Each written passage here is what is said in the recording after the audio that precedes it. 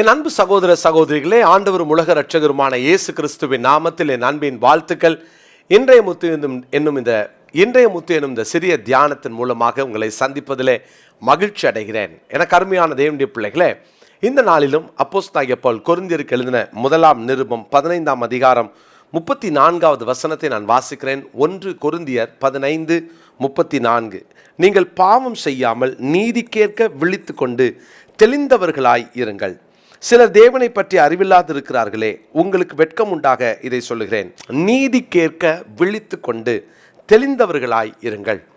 விழித்து தெளிந்து இருங்கள் என்று இங்கே அப்போஸ்தலனாகிய பவுல் சொல்லுகிறார். நம்முடைய வாழ்க்கையில் ஒருவேளை நான் விழிச்சு தான் இருக்கேன், நான் கண்ணு திறந்து தான் இருக்கிறேன் அப்படின்னு சொல்கிறோம். ஆனால் நம்முடைய மனக்கண்கள் திறக்கப்பட வேண்டும். இரண்டாவதாக, நாம் எப்போதும் தெளிந்தவர்களாக இருக்க வேண்டும். ஒரு தெளிந்த ஒரு இருதயம், ஒரு தெளிந்த ஒரு வாழ்க்கை. நான் யார்? நான் ஆராதிக்கிற என் தேவன் யார்?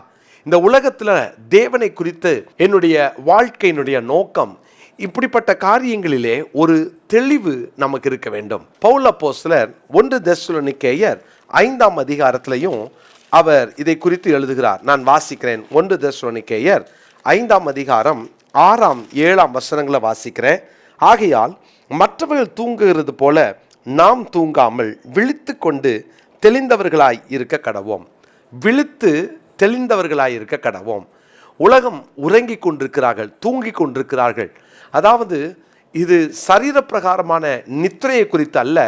இங்கே சொல்லப்படுகிற அந்த தூக்கம் ஒரு மயக்க நிலையிலே என்ன நடக்கிறது, நம்மை குறித்த தேவ திட்டம் நோக்கம் என்ன, நான் என்ன செய்ய போகிறேன், என் வாழ்க்கையில் ஆண்டவர் வச்சிருக்கிற சித்தத்தை நான் எப்படி நிறைவேற்றுவேன், ஆண்டவர் எனக்காக என்ன செய்ய போகிறார், நான் ஆண்டவருக்காக என்ன செய்ய போகிறேன், இப்படிப்பட்ட ஒரு தெளிவு அற்ற ஒரு நிலையிலே ஜனங்கள் உலகம் வாழ்ந்து கொண்டிருக்கிறது. அதனால தான் இவர் சொல்லுகிறார், மற்றவர்கள் தூங்குகிறது போல ஒரு அசதி, ஒரு மயக்க நிலையிலே நாம் வாழாமல் விழித்து கொண்டு தெளிந்தவர்களாய் இருக்க கடவோம் என்று சொல்லுகிறார். அடுத்த வசனத்தில், தூங்குகிறவர்கள் ராத்திரியிலே தூங்குவார்கள், வெறி கொள்ளுகிறவர்கள் ராத்திரியிலே வெறி கொள்வார்கள். 8ஆம் வசனத்தில், பகலுக்குரியவர்களாகிய நாமோ தெளிந்தவர்களாயிருந்து விசுவாசம், அன்பு என்னும் மார்க்கவசத்தையும் ரட்சிப்பின் நம்பிக்கை என்னும் தலைச்சீராவையும் தரித்து கொண்டிருக்க கடவோம். அப்போ இங்கே நாம் பகலுக்குரியவர்களாக இருக்க வேண்டும். அதாவது இரவுக்குரியவர்களுடைய அந்த மயக்கமும் இரவுக்குரியவர்களுடைய அந்த நித்திரை தூக்கமும் நமக்கு வராமல் நாம் பார்த்து கொள்ள வேண்டும். அருமையான தேவனுடைய பிள்ளைகளே, நாம் பகலுக்குரியவர்கள்.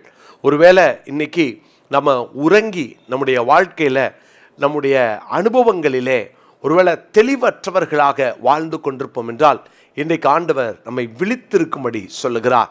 நாம் விழித்திருப்போம் என்றால் நிச்சயமாக நாம் பகலுக்குரியவர்கள். நம்ம சுற்றி என்ன நடக்குதுன்ற தெளிவு இருக்க வேண்டும். ஆண்டவரை குறித்ததான அந்த அறிவு நமக்கு இருக்க வேண்டும். அந்த மன தெளிவு நமக்கு இருக்க வேண்டும். அநேகரை இந்த பிரபஞ்சத்தின் தேவனானவன் அநேகருடைய கண்ணை குருடாக்கி மயக்க நிலைமையில வச்சிருக்கிறான். அதை தான் அப்போஸ்தலனாகிய பவுல் 2 கொரிந்தியர் 4ஆம் அதிகாரத்தின் 4வது வசனத்திலே இப்படியாய் சொல்லுகிறார். 2 கொரிந்தியர் 4:4, தேவனுடைய சாயலாய் இருக்கிற கிறிஸ்துவின் மகிமையான சுவிசேஷத்தின் ஒளி அவிசுவாசிகளாகிய அவர்களுக்கு பிரகாசமாய் இராதபடிக்கு இப்பிரபஞ்சத்தின் தேவனானவன் அவர்களுடைய மனதை குருடாக்கினான். அவங்கள மயக்க நிலைமைக்கு கொண்டு போயிட்டான். இப்பிரபஞ்சத்தின் தேவனானவன் அவர்கள் மனதை குருடாக்கினான். அப்போ இந்த வெளிச்சம் அநேகருக்கு இல்லை.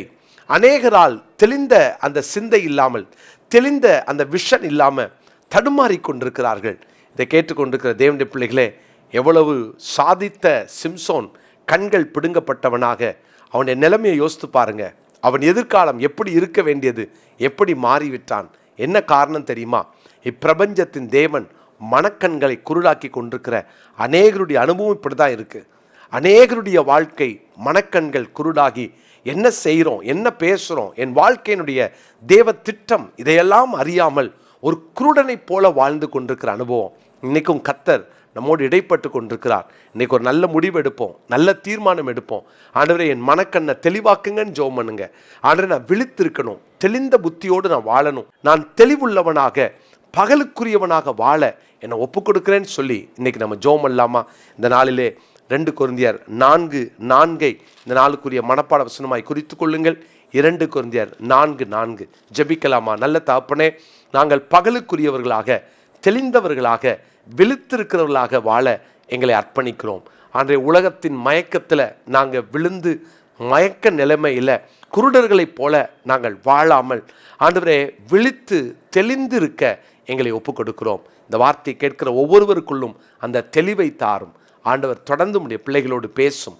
இயேசுவின் நாமத்தில் ஜெபிக்கிறோம் நல்ல பிதாவே, ஆமென். பிரியமானவர்களே, உங்களை அன்போடு வாழ்த்துகிறேன். விங்ஸ் ஆஃப் விக்டரி IAS அகாடமியை குறித்து சில காரியத்தை உங்களோடு பகிர்ந்து கொள்ள விரும்புகிறேன். 2025-26 ஆகிய இந்த ஆண்டுக்கான UPSC தேர்வுக்கான பிரிலிம்ஸ் மெயின்ஸுக்கான அட்மிஷன்ஸ் நடந்து கொண்டிருக்கிறது. மிக குறைந்த ஃபீஸை தான் நாங்கள் வாங்குகிறோம். அதுவும் இந்த வருஷம் நமக்கு கிடைத்திருக்கிற ஃபேக்கல்டிஸ் ஒவ்வொரு ஆண்டும் 2 அல்லது 3 பேர் UPSCயை கிளியர் பண்ணி அவர்கள் நல்ல பதவிகளிலே அமர்ந்திருக்கிறவர்கள். அப்படிப்பட்ட ஒரு நல்ல தலைவர்களை உருவாக்கின ஃபேக்கல்டிஸ் தான் நம்ம இந்த வருஷம் நம்ம எடுத்திருக்கிறோம். எனவே இந்த நாளில் மிக கொஞ்சம் சீட் தான் இருக்கிறதுனால வேகமாக தரிசனம் உள்ள, தேசத்தை கலக்க வேண்டும் என்ற தரிசனம் உள்ள இளைஞர்கள் உடனடியாக கீழே காண்கிற இந்த ஃபோன் நம்பரை குறித்து கொண்டு நீங்கள் இதில் இணைய அப்ளிகேஷன்ஸை உடனே ஃபில் பண்ண உங்களை அன்போடு கேட்டுக்கொள்கிறேன். முதல்ல வரவங்க அப்ளிகேஷன் போடுறவங்களுக்கு மட்டும்தான் நம்ம ஹாஸ்டல் ஃபெசிலிட்டியை தர முடியும். மற்றபடி நீங்கள் வந்து டே ஸ்காலராகவும் வந்து படித்து போகலாம். எனவே இந்த ஆண்டு உங்களுக்கு ஒரு பெரிய வாசலை ஆண்டவர் தந்திருக்கிறார். பயன்படுத்தி கொள்ளுங்கள். கர்த்தர் உங்களை ஆசீர்வதிப்பார். God bless you.